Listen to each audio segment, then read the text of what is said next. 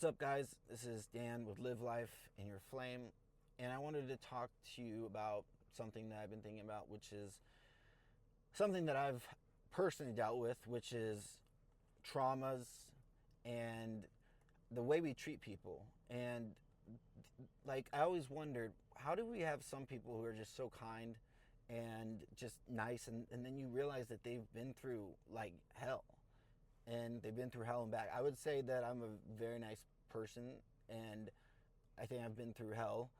And I always, if I meet another nice person and I realize, man, those people, a lot of times the nicest people have been through hell.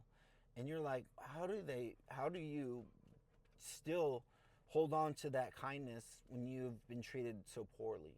And a lot of times for me, I always say it's because I never want anyone else to feel the way I felt, because I know how bad and how horrible that feeling is. I'll never make someone feel that way. And for example, I had a friend, he was a roommate in college. He invited me on he had a lake house. This was in Lake Nacimiento in Southern California. And he invited me and five of his like high school friends. And I remember that I went not knowing any of these people, but I'm the type of person who's always tries to get along with it. People try to get to know people. I always ask tons of questions. And I tried for like, it was a week trip, and I tried like the first few days just asking like, oh, how do you know Mark? Blah, blah, blah. And these people, all of them, none of them asked me even one question about myself.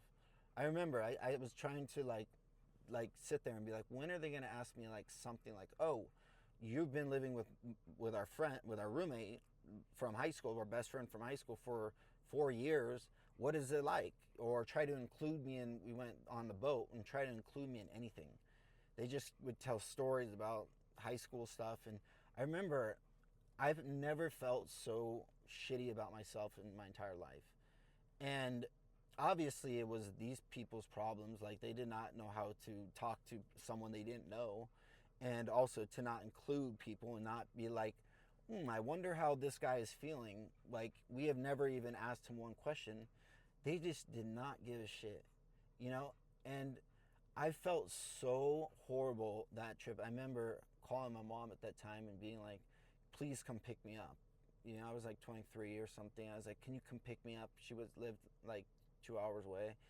And she's like, just stay the whole, you're almost done, whatever. And I remember, and I got to the point where I just gave up. I was like, F all of you. And I started they went on the boat trip. I just stayed inside listening to music. And I was like, no, I don't want to go. And I looked at these people. I'm like, what losers? What a freaking loser. You're by this time you should have developed these skills to go and talk to someone. And I know we have all been there. Hopefully you haven't been on the other side and done that. And maybe you have, but maybe you've learned. But when you feel that like rejection or not even being seen, and it's a horrible feeling, especially when you're trying so hard. Like, I'm like asking, hey, wow, just this, like, what, just trying to include myself in any way I could to try to get to know them, and they just did not give a shit about me. And even my roommate at the time, he didn't like, if it was me. And the funny thing is, I invited him to a trip with one of my friends. We went wakeboarding and stuff. I included him with my friends the whole time. I made sure to go out of my way to make sure he was having a good time, to make sure everyone knew everything about him. And then my friends, I made sure that they included him, and they did, because I wouldn't be around people who would treat people that way. And if they did, I would be like, dude, you need to step it up, or I would just end up getting rid of them. So I think that those people, I mean, they put on a smile on their face, and those people, they probably like cool. They probably go to work and everyone likes them. But if they knew that I had something to give to them, or if let's say I was this, famous person, of course they'd be asking me questions. Or if I was this rich person, right? They would be like, oh my gosh, and it stems back to my roommate at the time. The guy was like, he only hung out with people who could give them something. All his friends were always, he came from a lot of money.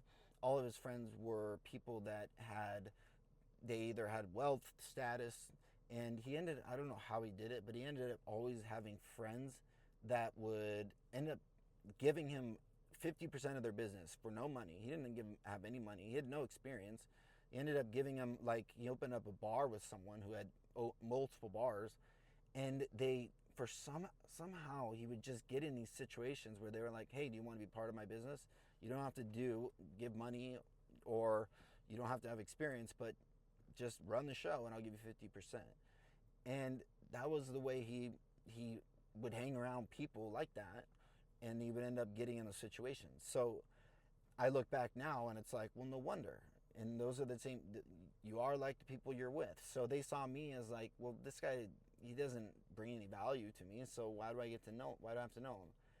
And that's like saying, like the homeless person you see on the street that bring no value to me, so I don't have to talk to him. And you know what? I think that's just BS, because everyone has something to offer, and I love hearing stories from people like the homeless people. A lot of times they're not. People think, oh, they're all just drug addicts. Well, I'm a drug addict, and I can see how they don't just end up like that. Maybe they didn't have family to help them. Maybe they didn't have insurance. Like, I had to go to rehab, and I had insurance for doctors to help me, and like, maybe they didn't have that. And a lot of times you get to know them. A lot of them actually had like full-time job, family, and then something happened, and they've dealt with mental health issues, and then they find a drug to numb out the pain, and just things just don't go their way. And when you hit somewhere like you're on the street, you don't know how hard it is to get back up, right? It's a battle. And I've never been there, but I could just put myself in their shoes. And so I always treat like homeless people, I always ask questions, because I like to get to know. I like to just ask questions, because the thing is, when people just talk, they just really, they're just giving you information. Whatever they do, I don't need to like tell you about my story. I mean, I am here because I'm trying to offer you hopefully a connection, so that way you can kind of get something from the experience. But when I meet someone, I'm always asking 95% of the questions. And because a lot of times they don't even ask me a question. So I used to get mad because they don't. And I think at some point I hope they'd ask me one thing, but usually they don't, because people love talking about themselves. And when I talk to these homeless people, it was like the first time someone actually was interested in what someone had to say.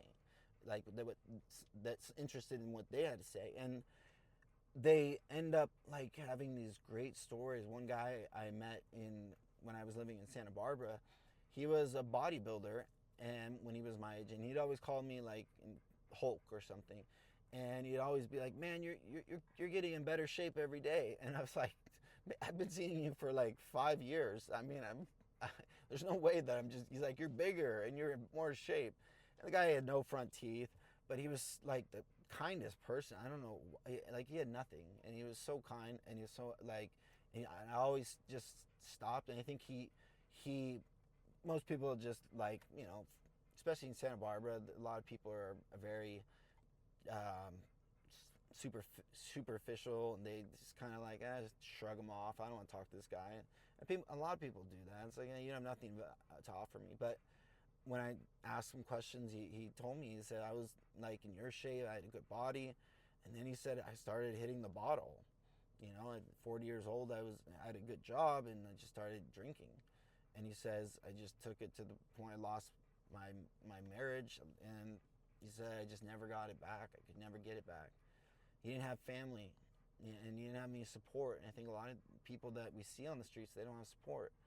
So I think that we when you feel that way, and you felt that way in the past, you really have a soft spot for those people.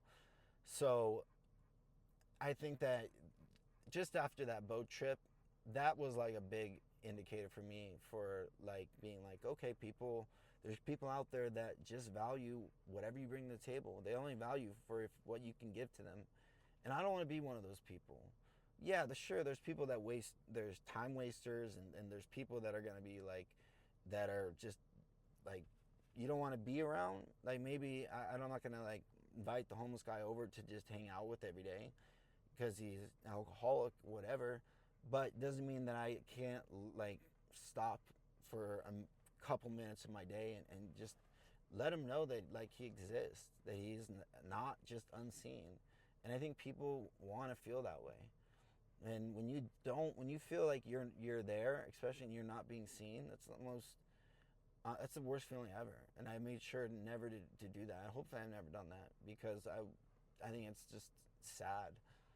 So it's sad that we, as a society, it's like everything else is so much more important for status and this and then you're like people like my father, and you could put on this show to everyone else, like, hey, I'm this great person, because it's so easy to fake. But when it comes down to it, and you're like, I'm not getting anything from this homeless guy, but I'm just like making his day better. It takes, so a lot of people are like, I gotta go, here's the money. But really, a lot of times they just want like it to be seen, to be like, wow, I'm not just like the society has outcasted me, and they've made me feel like I'm nothing. And just for someone to be like, hey, like what's your story like? And I met another guy in Santa Barbara who was like, he lived in LA and he had a nice job, and it was a 9 to 5 job, whatever. And he said, one day I realized I don't want to live this life anymore. I just want to live on the beach. And I'd see him walking up and down the beach, and he would just lift these like sticks, and he was in really good shape, and he'd lift like these branches and stuff, and and ever since I asked him that, he'd always say hi. And he just, it was like, you took your time just to ask me something about my life, because no one ever does. And then it just made him feel like special. I don't know, maybe it didn't, maybe it did, but I don't do it to make myself feel better, and I'm not doing this to post it on video like YouTube, like people do, like, oh, today, look, taking a picture with the homeless guy and then saying, hey, I did my service today, and take a picture of their poster of, look, I did what I, help the, the people in Iraq or whatever, and then they go and treat people like shit. So no, I just do it because I think that those people really, really deserve some, like, people to just see them and know they exist. So I don't know, if you can take time out of your day to let someone know that they exist, and it really, I think it comes back to you. I think it does, because that energy is just like, you feel better about yourself, but you're not doing it for yourself. You're doing it you just do it because that makes you a better person. It just becomes who you are. And hopefully that is already who you are. So anyways, subscribe to my video. I'm going to do more, and I'm not going to give up. So whatever you're doing, don't ever give up. And I mean, don't ever give up, regardless if it takes you 5 years or 10 years, regardless if you get treated like shit by everyone else and they tell you not to do it or tell you you can't do it, keep doing it. All right, see you guys.